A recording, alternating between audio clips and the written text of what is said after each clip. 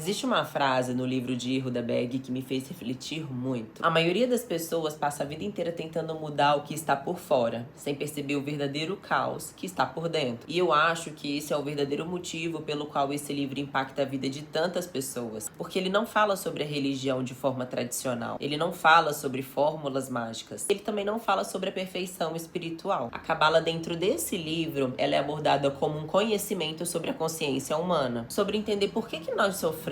Por que repetimos os nossos padrões? Por que nos sentimos vazios mesmo quando conquistamos as coisas? E principalmente por que tantas vezes nos desconectamos de nós mesmos? E eu acredito que toda mulher deveria ouvir sobre esses ensinamentos. Principalmente hoje, numa sociedade que vivemos extremamente sobrecarregadas. Sobrecarregada tentando dar conta de tudo. Tentando parecer forte o tempo todo. Tentando sustentar uma imagem. Tentando agradar. Tentando não decepcionar ninguém. E no meio de tudo, muitas acabam se perdendo de si. E uma das ideias mais profundas desse livro é que tem uma diferença muito grande entre prazer e plenitude. E isso parece simples, mas não é. Porque a maior parte da nossa vida é construída buscando prazeres momentâneos. Reconhecimentos, relacionamentos, consumo, aprovação, status, sensação de estar sendo vista. Só que esse livro mostra que prazer imediato não significa preenchimento interno. Seja talvez por isso que tantas mulheres vivem cansadas emocionalmente. Mesmo quando aparentemente está tudo bem, a Cabala fala que existe um vazio espiritual que nenhuma conquista externa consegue preencher. E isso é muito forte, porque a sociedade ensinou a mulher a cuidar da aparência, mas quase nunca ensinou a cuidar da sua própria consciência. Outro ensinamento muito importante é sobre a reatividade. O livro explica que a maioria das pessoas vive reagindo automaticamente à vida. Se alguém machuca, a pessoa devolve. Se alguém rejeita, ela desmorona. Se perde algo, entra em desespero. Se é contrariada, explode emocionalmente. E segundo a Cabala, esse estado constante de reação